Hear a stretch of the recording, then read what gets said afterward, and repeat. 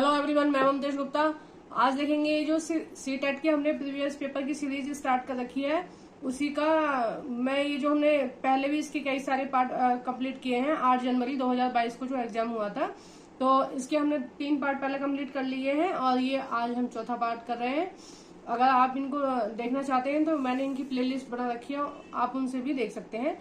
Question number 75 नहीं, हमने 75 वाला तो कर लिया था, 76 वाला देखेंगे हम। 76, निम्नलिखित में कौन सी गतिविधियां शहरी प्रशासन की समझ विकसित करने में सबसे अधिक मदद करेंगी। मतलब हमने क्या, जो शहरों का जो प्रशासन होता है कैसे चलता है, कौन सी गतिविधि है जो उसे हमें समझने में मदद करेगी। ए है नगर निगम के एक प्रतिनिधि द्वारा ली जा रही एक संगोष्ठी में छात्रों को भाग लेने के लिए कहना। बी है छात्रों से उनके राज्य के लिए जो विशिष्ट राज्य कानून है उनकी एक सूची बनाने के लिए कहना। देखो, सूची बनाने के लिए कहना तो ये चीज गलत है। अभी हमने उनको कोई कानून वगैरह चीजें समझाई है नहीं, बस उनको होमवर्क दे दिया कि तुम जाके इसकी लिस्ट तैयार कर लो कि क्या क्या कानून है। सी है छात्रों को शहर के मेयर के कार्यालय में ले जाना। डी है स्वच्छ भारत मिशन पर चर्चा में छात्रों को सम्मिलित करना। तो 76 का जो सही आंसर है वो है दूसरा, ए और सी दोनों। और ये जो स्वच्छ भारत वाला बोला गया है, देखिए स्वच्छ भारत मिशन एक अलग चीज है और यहाँ बात चल रही है शहरी प्रशासन की, ठीक है। तो ऑप्शन ये सही है अपनी जगह, लेकिन इसके बारे में नहीं पूछा है, पूछा है शहरी प्रशासन के बारे में, ठीक है। नेक्स्ट देखते हैं 77, एक भूगोल शिक्षक पवन ऊर्जा उत्पादन पर एक पाठ पढ़ाने की योजना बना रहे हैं। निम्न में से कौन सा विषय इसे पढ़ाने से पहले उनके द्वारा पढ़ाया जा चुका होना चाहिए, जिससे बेहतर संप्रत्यात्मक समझ बन सके। वो क्या पढ़ा है शिक्षक?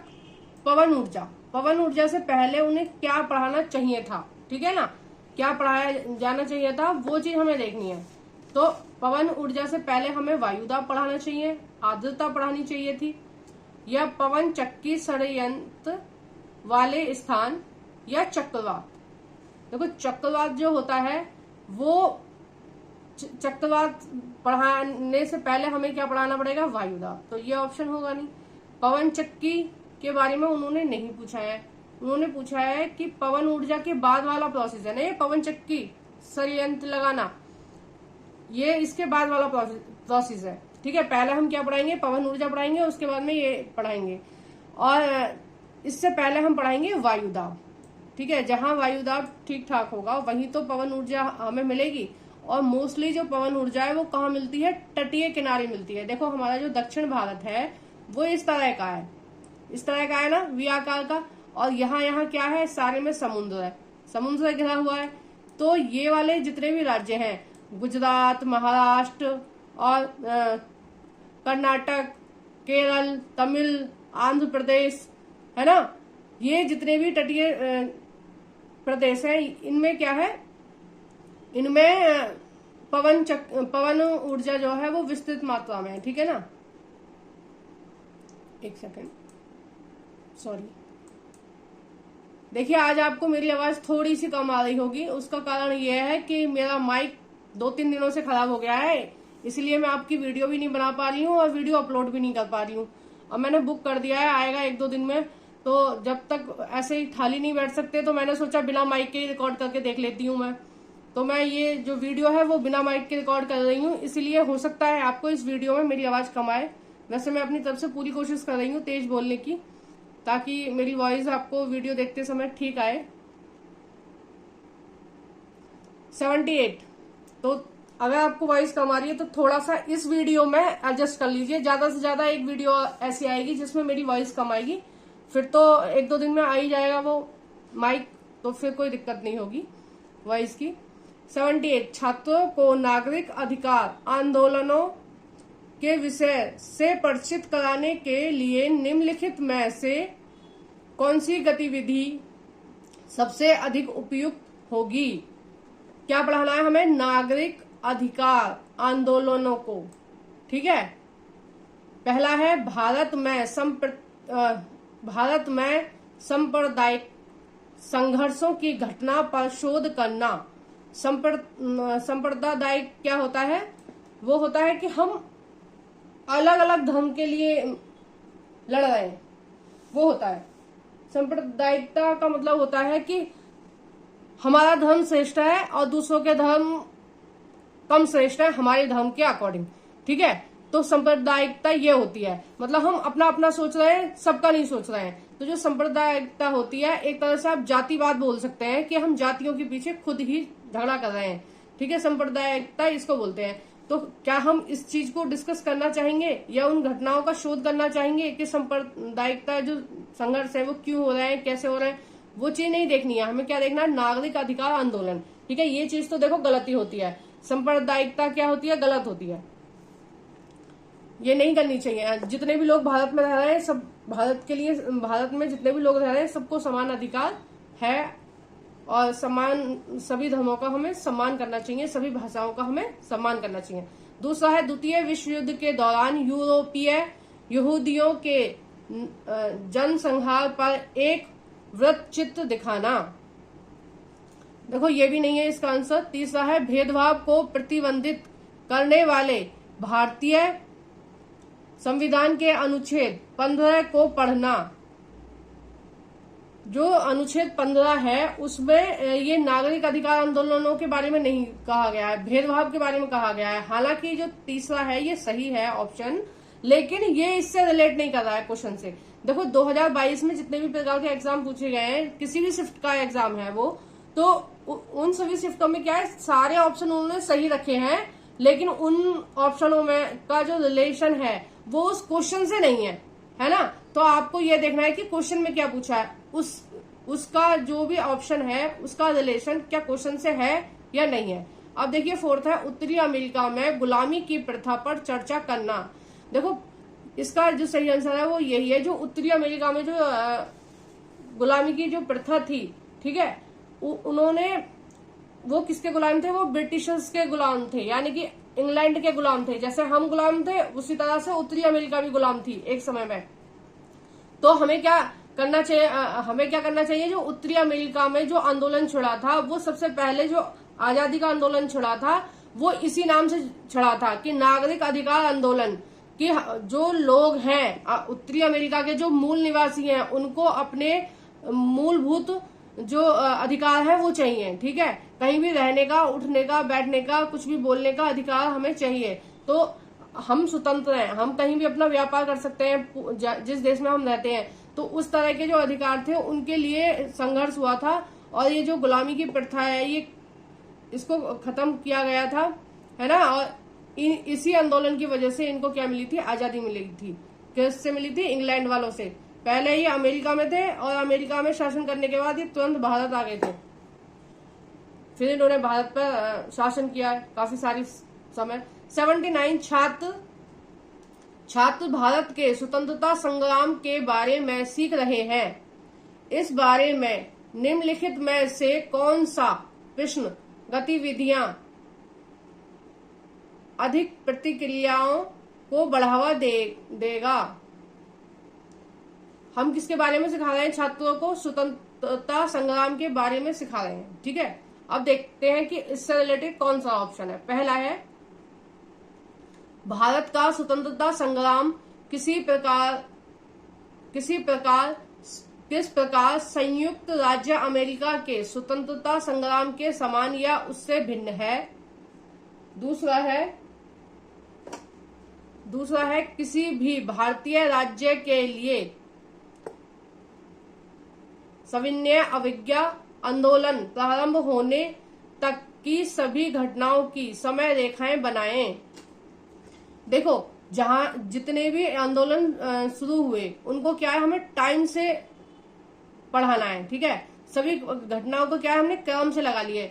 मान लीजिए हम स्वतंत्रता संग्राम पढ़ा रहे हैं, तो स्वतंत्रता संग्राम कहाँ से शुरू हुआ था? हुआ था 1857 से 57 में हुआ था पहला स्वतंत्रता संग्राम। ठीक है, तो इसकी स्टार्टिंग वहीं से मानेंगे हम 1857 से। ठीक है, तो वहां से हमें क्या करना है, जितनी भी घटनाएं हुई हैं उनको समय रेखा के हिसाब से हमें लगाना है। तो इसका जो ऑप्शन है वो यही सही है। आगे आप लोग पढ़ लेना वीडियो को पॉज करके। नेक्स्ट देखते हैं 80। कक्षा में एक छात्र कहता है संविधान पानी और स्वस्थ देखभाल के अधिकार को जीवित जीवन के अधिकार का हिस्सा मानता है, इसलिए सरकार को सभी को ऐसी सार्वजनिक सुविधाएं प्रदान करनी चाहिए। देखिए ये जो बात कही गई है ये कही गई है संविधान के आर्टिकल 21 में। ठीक है, संविधान के अनुच्छेद किसमें 21 में ये बात कही गई है कि जो भारत के नागरिक हैं उनको सभी को स्वच्छ पानी और स्वच्छ वातावरण देने की जो जिम्मेदारी है वो राज्य की है। ठीक है, वो किसकी है, सरकार की है। और उनकी जो स्वास्थ्य है उनकी देखभाल करने की जिम्मेदारी किसकी है, वो है सरकार की। तो ये हमारा भारतीय संविधान कहता है और आर्टिकल 21 में ये लिखा हुआ है, यानी कि अनुच्छेद 21 में ये लिखा हुआ है। तो ये जो है देखो, यह कथन देते समय छात्र निम्नलिखित में से किस प्रकार के तर्क का प्रयोग करेंगे? आगमनात्मक तर्क या निगमात्मक तर्क या कारण प्रभाव तर्क या सरलीकरण तर्क। देखो आगमात्मक तर्क क्या होता है, पहले उदाहरण बाद में नियम। ठीक है, और निगमात्मक तर्क क्या होता है, पहले नियम बाद में उदाहरण। और कारण प्रभाव क्या होता है, पहले हमें कारण बताना है और फिर बाद में उसका हमें रूल बताना है कि क्या कारण है जो ये रूल बना है। ठीक है, तो इसका जो सही आंसर है वो है थर्ड। नेक्स्ट देखते हैं, ऊर्जा के कुछ स्रोत नवीकरणीय और अनवीकरणीय क्यों होते हैं? इस विषय की समझ विकसित करने हेतु निम्न में से किसकी समझ होनी वांछित है, यानी किसकी समझ हमें होनी चाहिए।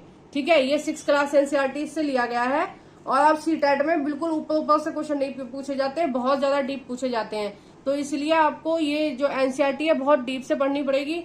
और एनसीईआरटी का बहुत ऊंचा लेवल नहीं आ रहा है, बस 6 to 8 एनसीईआरटी में से ही आपके सारे क्वेश्चन आ रहे हैं। ठीक है, मैंने आपके लगभग सारे प्रैक्टिस सेट देखे हैं, तो जितने भी प्रैक्टिस सेट है सब किस में से है, 6 to 8 एनसीईआरटी में से। और वो मैं आपको अपने चैनल पर करा रही हूँ, प्लेलिस्ट बना रखी है 6 to 8 NCERT according to new NCERT syllabus के अकॉर्डिंग मैं पढ़ा रही हूँ। और ये प्लेलिस्ट बनाई हुई है, पहले मैं थ्योरी कराती हूँ, उसके बाद मैं आपको उसी थ्योरी से रिलेटेड जो भी क्वेश्चन आंसर बनते हैं वो मैं खुद बना के आपको प्रोवाइड करा रही हूँ। तो आप मेरे कहने से एक बार मेरे चैनल पर विजिट करके देख सकते हैं। अगर आपको अच्छा ना लगे तो कोई बात नहीं है, पर आप 5-10 मिनट निकाल के प्लीज मेरी प्लेलिस्ट को एक बार देखें।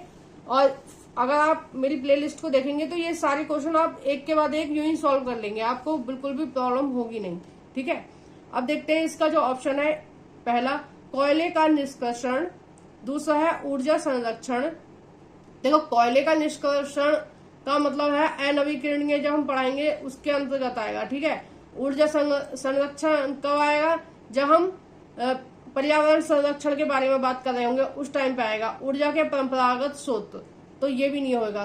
क्या होगा, प्राकृतिक चक्र। प्राकृतिक चक्र क्या होता है कि वो बताएगा हमें कि कैसे नवीकरण संसाधन बनते हैं और कैसे अनवीकरणीय संसाधन बनते हैं। ठीक है, वो चीज हमें कब समझ में आएगी, जब हम प्राकृतिक चक्र देखेंगे कि किस प्रकार से ये संसाधन बन रहे हैं। 82 है, एक सामाजिक विज्ञान शिक्षिका चाहती हैं उनके छात्र भारत में इस्पात उद्योग के लिए एक पुरानी नीति को समझें। उन्हें इस्पात उद्योग के लिए क्या है, पुरानी नीति समझनी है। ठीक है, जिसके लिए वे एक पुराना लेख पढ़ें। हालांकि इसके लेखक एक नौकरशाह है। नौकरशाह का मतलब होता है कि वो किसी भी नौकरी पे कार्यरत है, मतलब कोई भी वो नौकरी कर रहे हैं जिन पर रिश्वतखोरी का आरोप है। ठीक है, एक नौकरशाह है जिन पर रिश्वतखोरी का आरोप है। शिक्षिका इस सोच में है कि इस लेख का उपयोग करें या ना करें और कैसे करें। सामाजिक विज्ञान शिक्षिका के लिए निम्न में से कौन सा सबसे अधिक जिम्मेदार दृष्टिकोण है? देखिए, जिस व्यक्ति का हम लेख पढ़ रहे हैं उसकी पर्सनल लाइफ किस तरह से प्रभावित है वो चीज हमें देखनी ही नहीं है। ठीक है, हमें क्या देखना है? हमें देखना है छात्र भारत में इस्पात उद्योग के एक पुरानी नीति को समझे। मतलब भारत में किस तरह की नीतियां थी पहले इस्पात उद्योग को लेकर, वो चीज हमें समझनी है। अब वो लेख जिसने लिखा है, मतलब वो जो टॉपिक है वो जिस भी व्यक्ति ने लिखा है उसकी पर्सनल लाइफ में क्या चल रहा है हमें उससे मतलब नहीं है। हमें मतलब है कि उसने क्या लिखा है, उस टाइम पे क्या नीतियां थी, हमें ये चीज देखनी है। ठीक है, अब देखते हैं ऑप्शन नंबर 1, उल्लेख करें कि कई अधिकारी भ्रष्ट होते हैं और लेख पढ़ना जारी रखें। ठीक है, हमें मतलब नहीं है किसी को भी ऐसे ब्लेम करने का या किसी के ऊपर भी टिप्पणी करने का। दूसरा है, कक्षा में लेख के अंश का उपयोग करें परंतु लेखक का नाम ना बताएं। तीसरा है, यह समझाएं कि हमें असंबंधित प्रतिष्ठा की बजाय शैक्षिक योग्यता पर लेख का चयन करना चाहिए। चौथा है, लेख का उपयोग ना करें क्योंकि यह एक पुरानी सरकारी नीति के बारे में बात करता है।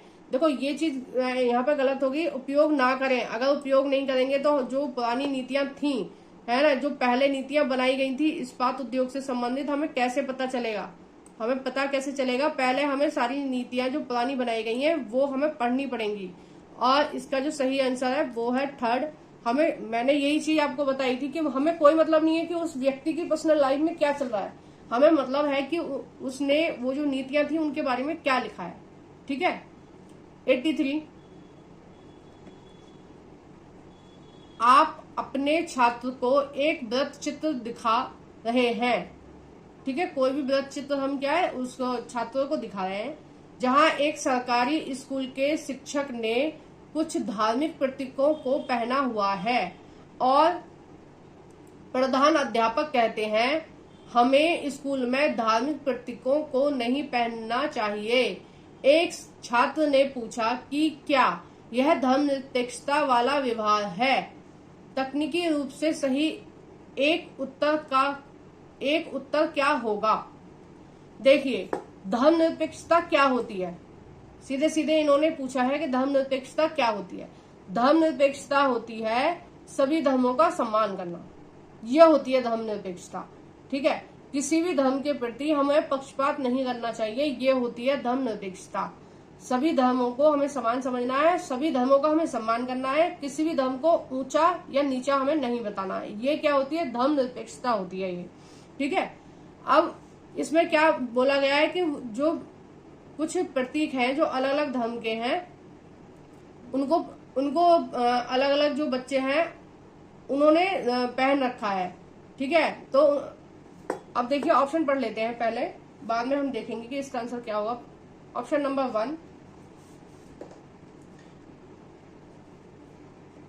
1, प्रधान अध्यापक का बयान धार्मिक पूर्वग्रह को दर्शाता है। पूर्वग्रह का मतलब होता है जो हम किसी के बारे में जो गलत धारणाएं बना के रखते हैं अपने अंदर, वो होती है पूर्वग्रह।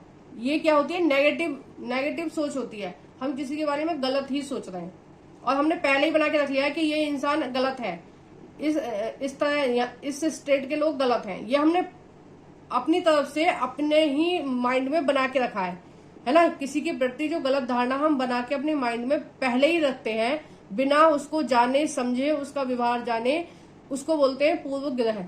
ठीक है, मतलब पूर्वाग्रह का मतलब हमने पहले ही उसके बारे में नेगेटिव चीज सोच रखी है। अब उसका व्यवहार कैसा भी है हमें कोई मतलब नहीं है, हमने सोच लिया वो गलत है मतलब गलत है। जो धर्मनिरपेक्षता के सिद्धांत और धर्म की स्वतंत्रता के अधिकार के विरोध में है। दूसरा है, प्रधान अध्यापक का बयान धर्मनिरपेक्षता का उदाहरण नहीं है, हालांकि यह भारतीय संविधान के सिद्धांतों के अनुरूप है जहां स्कूल को किसी भी धर्म को लागू नहीं करना चाहिए। तीसरा है, प्रधान अध्यापक का बयान धर्मनिरपेक्षता को दर्शाता है और इस प्रकार यह भारतीय संविधान के सिद्धांतों का पालन करता है। और चौथा है, प्रधान अध्यापक का बयान धर्मनिरपेक्षता को दर्शाता है। हालांकि यह भारतीय संविधान में धर्मनिरपेक्षता की व्याख्या के विरुद्ध है। देखो, धर्मनिरपेक्षता की व्याख्या के विरुद्ध है ये जो चीज ऊपर कही गई है, जो धर्म की स्वतंत्रता का अधिकार प्रदान करता है। देखो, हमें क्या है, स्कूल में हमें बच्चों को यही बताना है कि स्कूल में किसी भी तरीके के हमें जो धार्मिक प्रतीक होते हैं, जो चिन्ह होते हैं, वो नहीं करके आने चाहिए। देखो, इसी चीज के ऊपर आजकल हमारे देश में बहुत ज्यादा बहस छिड़ी हुई है और आपने देखा होगा एक कानून आने वाला है यूसीसी, है ना, यूसीसी आने वाला है कानून। और देखो, इस कानून का जो रिलेशन है, मैं इसलिए बता रही हूँ, इसी क्वेश्चन से है। यह है uniform civil code. Uniform civil code यानी कि सभी के लिए कानून बराबर है और जो यूनिफॉर्म है वही पहन के आनी है बच्चों को। ठीक है, देखो, यूनिफॉर्म एक ही तरह की यूनिफॉर्म पहनाने का एक मतलब ये भी है कि सभी बच्चे क्या है, समान दिखें, दिखने में समान दिखें और वो सोचे भी समान।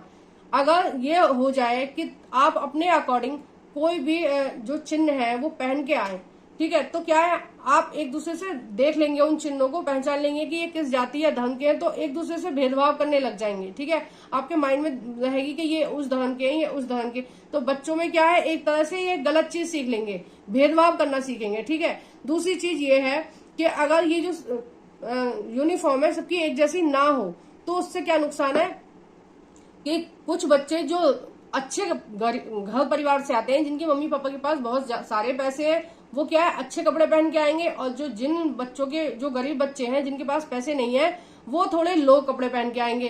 तो फिर बच्चे क्या आपस में एक दूसरे को कंपेयर करेंगे कि देखो, इन्होंने अच्छे कपड़े पहन रखे हैं और इन्होंने वैसे पहन रखे हैं, थोड़े लो क्वालिटी के कपड़े पहन रखे हैं। तो बच्चे भी आपस में भेदभाव करना सीखेंगे इस चीज को कि ये अमीर है और ये गरीब है। जो रईस बच्चे हैं वो गरीब बच्चों से बोलना पसंद नहीं करेंगे, क्योंकि वो उनको सोचेंगे कि इन्होंने ऐसे कपड़े पहन रखे हैं, तो ये दूसरे परिवारों से आते हैं। जो गरीब परिवार से आते हैं वो बच्चे सोचेंगे कि हम इन रईस बच्चों से नहीं बात करें, क्योंकि उनको अपने अंदर ही क्या डाउन फील होगा, उनका जो कॉन्फिडेंस है खुद पे खुद लो हो जाएगा कि हम गरीब हैं, है ना। तो हमें क्या, सभी बच्चों को समान दृष्टि से देखना है और सभी को ये फील कराना है कि क्लास में जो भी बच्चा बैठा है, हमें कोई मतलब नहीं है वो किस धर्म का है, किस जाति का है, किस परिवार का है, उसका बैकग्राउंड क्या है, हमें इन चीजों से नहीं लेना देना है। हमें क्या करना है, यूसीसी ये लागू होना चाहिए पूरी तरह से भारत में, ताकि जो बच्चे आ रहे हैं क्लासरूम में वो सभी समान दिखें। ठीक है, और वो एक दूसरे को समान दृष्टि से देखें। तो जो कानून है वो क्या होना चाहिए, सभी के लिए समान होना चाहिए। अगर यूसीसी से रिलेटेड आपके एग्जाम में क्वेश्चन पूछ ले तो आप बता देना यूसीसी क्या है, यूनिफॉर्म सिविल कोड। ठीक है, इसके ऊपर न्यूज में आजकल बहुत ज्यादा बहस छिड़ी हुई है, इसका मतलब यही है। ठीक है, क्योंकि जो दक्षिण भारत है वहां पर कई सारे घटनाएं ऐसी हुई हैं कि लोग क्या है, अलग अलग धर्म के जो लोग हैं वो अपने चिन्हों को वहां पर दिखाना चाहते हैं, स्कूल में पहन के आना चाहते हैं। ठीक है, जैसे हिंदू हैं तो वो तिलक वगैरह लगा के आ रहे हैं, और जो मुस्लिम है वो अपना दूसरे कपड़े पहन के आ रहे हैं। ठीक है, जो उनके धर्म में होते हैं, बुर्का वगैरह जो होता है वो करके आ रहे हैं। जो क्रिश्चियन है वो अपना अलग प्रतीक पहन के आ रहे हैं। तो देखो, ये सारी चीज जो है ये बच्चों में क्या है, भेदभाव पैदा कर देगी। ऐसा नहीं करना है, हमें क्या करना है, सभी बच्चों को जो यूनिफॉर्म है, ठीक है, सभी के लिए जो समान यूनिफॉर्म है वो ही पहन के आनी चाहिए, ताकि सभी लोगों में क्या है, समानता का भाव रहे, सब बच्चे एक जैसे दिखने में लगे। नेक्स्ट देखते हैं। देखो, कई बार क्या होता है, जो करंट में चीजें चल रही होती है उनके बारे में पूछ लेते हैं, तो इसलिए मैंने थोड़ा सा आपका टाइम ले लिया है, 5-10 मिनट, और आपको समझा दिया है। नेक्स्ट देखते हैं। इतिहास के एक शिक्षक अपने छात्र को सम्राट अशोक के धम्म के बारे में पढ़ाना चाहते हैं। धम्म का मतलब है धर्म से। ठीक है, जो धर्म की बात होती है उनका मतलब है धम्म से। निम्नलिखित में से कौन सा स्रोत इसके लिए प्राथमिक स्रोत होगा। प्राथमिक स्रोत से मतलब है कोई भी हम रिसर्च कर रहे हैं उसके जो पहले आंकड़े जहां से हमें मिलेंगे उसको हम बोलेंगे प्राथमिक स्रोत। जो आपकी किताब होती है वो होती है द्वितीय स्रोत, क्योंकि कई सारी जगहों से स्रोतों को इकट्ठा करके हम किताबों में लिखा जाता है। तो किताब तो दूसरा स्रोत हो गई ना, और यहाँ क्या बात हो रही है, प्राथमिक स्रोत की। अब देखते हैं पहला, अशोक महान, अशोक पर एक वृत्त चित्र। तो ये तो दूसरा शोध तो होगा, वृत्त चित्र भी तो कहीं से देख के लिखा होगा। और दूसरा है अशोक स्तंभ। देखो इसका जो सही आंसर है वो अशोक स्तंभ ही है, क्योंकि बुकों में जो भी जानकारी लिखी गई है सम्राट अशोक के बारे में वो सारी की सारी उसके जो शिलालेख मिले हैं, ठीक है, उसके जो स्तंभ मिले हैं उनसे हमने उनको क्या बोलते हैं, उनको अपनी भाषा में बना के और हमने अपनी बुकों में लिखा है, ठीक है, ट्रांसलेट करके लिखा है। उनकी लिपि तो ब्राह्मी लिपि है ना, ब्राह्मी लिपि में लिखे हुए हैं, लेकिन हमने क्या उनको ट्रांसफर करके अपनी भाषा में लिखा है, हिंदी में लिखा है, जो हमारी बुकों में मिलते हैं। तो सबसे जो सही आंसर है उसका यही है। नेक्स्ट देखते हैं 85, निम्नलिखित में से कौन सा अभ्यास छात्रों को धर्म निरपेक्षता के विषय का अनुपयोग, यानी कि धर्म निरपेक्षता उनको हमने पढ़ा चुके हैं और उसका उन्हें अनुपयोग करना है, ठीक है, ब्लूम के वर्गीकरण के अनुसार। ब्लूम जो टैक्सोनॉमी है उसमें ही तो ये दे रखा है, उपयोग, अनुपयोग, बोध, ये इस तरह के जो है ये ब्लूम टैक्सोनॉमी में दिए हुए हैं। करने की दिशा में अग्रसर करेगा। अनुपयोग, अनुपयोग कब करेंगे बच्चे, जब हमने धर्मनिरपेक्षता के बारे में उनको पढ़ा दिया है, ठीक है। अब हमने धर्मनिरपेक्षता का उन्हें टॉपिक पढ़ा दिया, वो अनुपयोग करने के लिए कौन सा जो इसमें ऑप्शन है वो सही है। पहला है एशिया में धर्मनिरपेक्षता का पालन करने वाले देशों की सूची बनाना। देखो सूची बनाना बिल्कुल गलत होता है, जहां भी आए इसको आप काट दीजिए, ठीक है। दूसरा है, क्या धर्मनिरपेक्षता भारतीय संविधान द्वारा अंगभूत सिद्धांतों में से एक है। तीसरा है, दिए गए एक देश की विशेषताओं को धर्मनिरपेक्ष और गैर धर्मनिरपेक्ष में वर्गीकृत करें। चौथा है, अपने पड़ोसियों और परिवार के साथ धर्मनिरपेक्षता के विचार पर चर्चा करें। तो इसके लगभग सारे ऑप्शन सही हैं, लेकिन जो इसका सही बिल्कुल सटीक बैठ रहा है वो ये है, ठीक है। जब हम क्या करेंगे, अनुपयोग, जब बच्चे अनुपयोग करेंगे तो कैसे करेंगे, चीजों को धर्मनिरपेक्ष और गैर धर्मनिरपेक्ष की अलग अलग क्या करेंगे वो विशेषता बताएंगे, ठीक है। नेक्स्ट देखते हैं 86, श्री जस्टिन विक्रेता के दृष्टिकोण से साप्ताहिक बाजारों की प्रकृति के बारे में अपने छात्रों की समझ का परीक्षण करना चाहते हैं। जो सप्ताह के बाजार लगते हैं ना, शुक्र बाजार, संडे बाजार, मंडे बाजार, उस तरह के जो मार्केट लगते हैं, संडे मार्केट, मंडे मार्केट, सबके स्थानीय जगह पे अलग अलग दिन पे एक सप्ताह में एक मार्केट लगता है, जिसमें बहुत ही बेसिक सी चीजें मिलती है ना। आप लोग भी कभी जाते होंगे है ना, हफ्ते में वो क्या है एक बार लगता है। किसी के यहाँ बृहस्पति बाजार लगता है, ठीक है, किसी के यहाँ क्या शनिवार बाजार लगता है, अलग अलग लगते हैं, अलग अलग शहरों में अलग अलग होता है। निम्नलिखित में कौन से प्रश्न इसका परीक्षण करने के लिए उपयुक्त हैं। एक, क्या साप्ताहिक बाजार परिवार की सभी आवश्यकताओं को पूरा कर सकते हैं, क्या या तथा क्यों नहीं, क्यों तथा क्यों नहीं। बी है, साप्ताहिक बाजार और स्थायी दुकान की विशेषताओं की तुलना करें और विषमता दिखाएं। सी है, क्या आपको साप्ताहिक बाजार में एक प्रसिद्ध ब्रांड मिलने की संभावना है, यदि है तो क्या, और यदि नहीं तो क्या नहीं। चौथा है, क्या कोई विक्रेता साप्ताहिक बाजार में अन्य विक्रेताओं की तुलना में अपनी कीमत बहुत बढ़ा सकता है, यदि बढ़ा सकता है तो क्यों बढ़ा सकता है, और यदि नहीं तो क्यों नहीं। देखिए बड़ा ही अटपटा सा क्वेश्चन है ये, और इसका जो आंसर है वो है थर्ड का मतलब है बी, सी और डी सही है। बी, सी और डी सही है। देखिए बी, सी और डी सही है। आइए नेक्स्ट देखते हैं क्वेश्चन नंबर 88।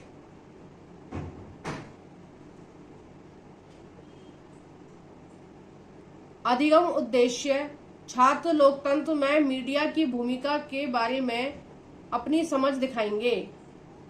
निम्नलिखित में से कौन सा प्रश्न इस उद्देश्य का सबसे अच्छा परीक्षण करता है? देखिए, जो लोकतंत्र में मीडिया होगा वो कैसा होगा? लोकतंत्र वाला मीडिया होगा एकदम स्वतंत्र, जैसे भारत में होता है। जो घटना उसको जैसी दिखाई देगी उस घटना के बारे में वो वैसी ही व्याख्या करेगा। ठीक है, तो लोकतंत्र में कैसा होता है? मीडिया एकदम स्वतंत्र होता है। जो बात जैसी है, जो चीज बिल्कुल जैसी है, मीडिया वैसे ही दिखाता है। लेकिन जो लोकतंत्र देश नहीं होते हैं उनका मीडिया क्या होता है? उनका मीडिया पहले सरकार से परमिशन लेता है, उसके बाद ही वो खबर छाप सकता है। जैसे चीन है, चीन में क्या है, पूरी तरह से लोकतंत्र लागू नहीं है। वहां क्या है, वहां की सरकार का पूरा हस्तक्षेप होता है कि मीडिया क्या छाप रही है। देखो, कोरोना में इतने सारे लोग मरे और इतनी बुरी तरह कोरोना फैला, लेकिन चाइना से कोई भी खबर जो बिल्कुल सटीक खबर हो वो नहीं दी गई कि कोरोना कैसे फैला, क्या हुआ, क्या नहीं हुआ। कोई भी खबर मीडिया में नहीं आई, क्योंकि वहां पर लोकतंत्र नहीं है पूरी तरह से। और मीडिया पर किसका कब्जा है? सरकार का कब्जा है। और भारत में किसका कब्जा है? मीडिया पर लोकतंत्र का कब्जा है, सरकार का नहीं है। यानी कि मीडिया क्या है? हमारी स्वतंत्र है। वो जो चाहे, जब चाहे, जैसा चाहे, जो उसको ठीक लग रहा है घटना के बारे में वो लिख सकती है। अब देख लेते हैं इसके ऑप्शन। पहला है सरकारी नियंत्रित मीडिया और निजी मीडिया दोनों क्यों महत्वपूर्ण है? देखो, ये चीज नहीं पूछी गई है, उसमें पूछी गई है कि मीडिया कैसा है। ठीक है, ये इन्होंने कुछ अलग ही बात बोल दी है। दूसरा है, क्या मीडिया बाहरी नियंत्रण से मुक्त है? और तीसरा है, मीडिया को घटनाओं की संतुलित रिपोर्ट क्यों लिखनी चाहिए? देखो, लोकतंत्र में मीडिया कैसी होती है? मैंने बताया आपको, स्वतंत्र होती है। संतुलित रिपोर्ट लिखनी चाहिए। ठीक है, वो ये वाला जो आंसर है ये ठीक है। क्या मीडिया क्या करेगा? संतुलित जो रिपोर्ट होगी उसको लिखेगा, है ना? ये वाला ऑप्शन सही है। नेक्स्ट देखते हैं। देखो, इसको भी हम समझ लेते हैं। उन दृष्टांतों यानी कि उदाहरणों का वर्णन करें जब सरकार ने मीडिया पर निरंतर या सेंसर लगाया था। जब इंदिरा गांधी का जब शासन चल रहा था और इंदिरा गांधी जी ने जब क्या किया था, वो क्या बोलते हैं, राष्ट्रपति शासन लगाया था उनके ऊपर। लोग भारत में राष्ट्रपति शासन लागू किया था उन्होंने, तो उन्होंने क्या किया, मीडिया को मीडिया पर भी सेंसरशिप लगा दी थी। यानी कि मीडिया कुछ भी प्रेस में लिखेगा या मीडिया कुछ भी अखबार में छापेगा, उससे पहले क्या है, उसे उसकी परमिशन लेनी पड़ेगी, सरकार की परमिशन लेनी पड़ेगी। ठीक है, नेक्स्ट देखते हैं 98। इसको देखते हैं वो। सुश्री रोज अपनी कक्षा से पूछती हैं, यदि मनुष्य ने अलग अलग क्षेत्रों के बिना पूरी दुनिया के लिए एक ही घड़ी रखने का फैसला किया होता तो क्या होता? यानी कि पूरे जो विश्व है उसमें क्या है, टाइम एक ही होता तो क्या होता? ठीक है, उसको क्या है, हमें इसको जो उत्तर दिए हैं उनको कम, सबसे पहले कम, फिर उससे ज्यादा, फिर उससे ज्यादा और फिर उससे ज्यादा क्रम में हमें लगाना है। ठीक है, तो देखते हैं इसका। पहला, देशांतर रेखाएं अब किसी काम की नहीं रहेंगी। ये बात भी बिल्कुल सही है। जब सबका टाइम क्या है, एक ही हो जाएगा, तो देशांतर रेखाओं का क्या काम है? देशांतर रेखाएं क्यों है? देशांतर रेखा इसलिए है कि देशांतर रेखाओं से हम टाइम का हिसाब लगाते हैं। ठीक है। दूसरा है, दुनिया के विभिन्न हिस्सों में मौसम बदल जाएगा। हाँ बिल्कुल, दुनिया के हिस्सों में क्या है, मौसम बदल जाएगा और जो मौसम होगा उनके यहाँ क्या है, एक जैसा ही रहेगा। ठीक है, पूरी साल। दुनिया के सभी हिस्सों में दिन और रात एक साथ होंगे। अब जब टाइम एक जैसा होगा तो दिन और रात भी एक जैसे होंगे, क्योंकि जो हमने टाइम का हिसाब रखा है वो कैसे रखा है, वो हमने सूर्य के हिसाब से रखा है। तो जहां भी सूर्य सर के बिल्कुल ठीक ऊपर होता है वहां हम दिन के 12 बजे मानते हैं। ठीक है, उस देशांतर पर क्या मानते हैं, हम दिन के 12 बजे मानते हैं। तो जब सभी जगह टाइम एक जैसा होगा, यानी कि सारी जगह सूरज समान दिख रहा है, तो दिन रात भी समान होंगे। अब चौथा है, कुछ देशों के लिए सुबह 5 बजे होगी और कुछ के लिए 7 बजे होगी। वैचारिक प्राथमिकता के क्रम में 4 छात्रों को व्यवस्थित करें। तो इसका जो सही आंसर है वो है 4th। अब नेक्स्ट देखते हैं, और इस वीडियो का ये लास्ट क्वेश्चन है, और वीडियो थोड़ी सी लंबी हो गई है, देखो थोड़ा टाइम लग ही जाता है समझाने में। क्वेश्चन है क्वेश्चन नंबर 90। निम्न में से कौन से प्रश्न संज्ञानात्मक प्रक्रिया के अनुप्रयोग पक्ष का आकलन करते हैं? संज्ञानात्मक प्रक्रिया के अनुप्रयोग पक्ष, ठीक है। ये ब्लूम टैक्सोनॉमी से आया है क्वेश्चन, और ब्लूम टैक्सोनॉमी से जब भी क्वेश्चन पूछा जाता है वो डायरेक्ट नहीं पूछा जाता है, वो ऐसे ही करके पूछते हैं, ठीक है, कि इसमें कौन सा इससे रिलेटेड है। ए जी देखो, ए मणिपुरम क्या है? इस भाषा में लिखी गई एक पुस्तक का नाम बताएं। तो ये संज्ञानात्मक प्रक्रिया के अनुप्रयोग पक्ष का आकलन नहीं है, ठीक है। ये क्या एक तरह से रट्टा विधि हो गई कि भैया वो जो बुक है उसका नाम बताइए। बी है आपके परिवार के प्रबंधन में प्रजातांत्रिक मूल्यों को कैसे प्रयोग में लाया जाता है? अब देखिए परिवार में भी लोकतंत्र होता है ना। परिवार में लोकतंत्र कैसा होता है कि कुछ परिवार ऐसे होते हैं जिसमें बच्चों की भी बात सुनी जाती है, उनकी मम्मी की भी बात सुनी जाती है, पापा भी कोई भी डिसीजन ले रहे हैं तो वो क्या सबसे पूछ के लेंगे। अब मान लीजिए घर में फ्रिज आना है तो क्या सबसे पूछा जाएगा कि भाई फ्रिज कैसा आना चाहिए, है ना, तुम्हें कैसे फ्रिज की जरूरत है। और कुछ जो होते हैं उनमें लोकतंत्र जैसा माहौल नहीं होता है, उनके पापा को जो अच्छा लगेगा वो खरीद लेंगे, उन्हें कोई मतलब नहीं है कि बच्चों को किस तरीके की चीज चाहिए। लेकिन जिन घरों में प्रजातंत्र का माहौल होगा उसमें क्या होगा, वो सभी परिवार के जितने भी सदस्य हैं सभी से पूछा जाएगा, सभी की राय ली जाएगी, और जो भी सही चीज होगी फिर उसके बाद में डिस्कशन के बाद में एक निर्णय लिया जाएगा, ठीक है। ये होता है परिवार में लोकतंत्र, ठीक है, या प्रजातंत्र। देखो लोकतंत्र या प्रजातंत्र एक ही बात होती है ना। और जो राजतंत्र होता है, राजतंत्र में क्या होता है कि कोई एक जो परिवार का मुखिया है वो जो डिसीजन ले लेगा वो फाइनल है।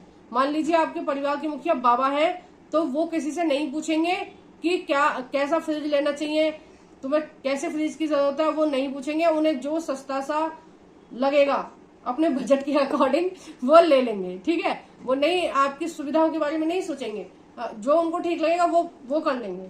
लेकिन प्रजातंत्र में क्या है, सबसे पूछा जाएगा। अब सी है प्रजातंत्र के मुख्य सिद्धांतों का वर्णन कीजिए।